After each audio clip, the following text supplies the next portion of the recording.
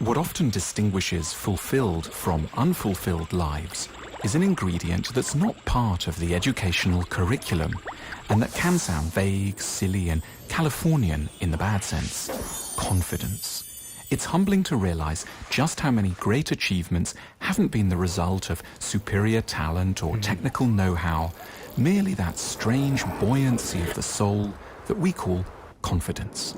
Why is confidence so easy to lack? Partly, it's a hangover from the past. For thousands of years, for most of us, there simply were no opportunities for hope.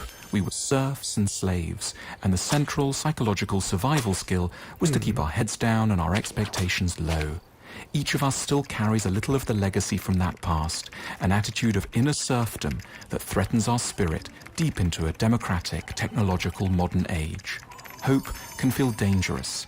There might in addition have been parents who sent out subtle messages. People like us don't. Who do you take yourself for?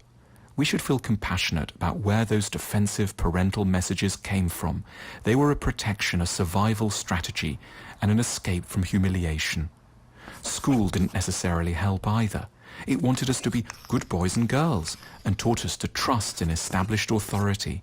But we may naively have gone on too long putting too much faith in existing institutions and now suffer from doing whatever is asked of us a little too obediently.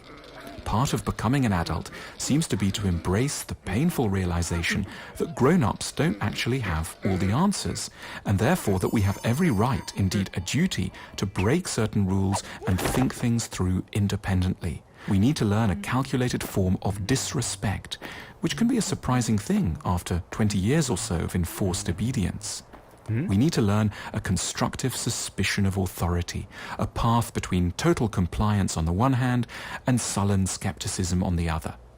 In addition, confidence seems to involve a courage to accept imperfection. It's tempting never to get going when everything has to be perfect. But that's a recipe for remaining under the bed.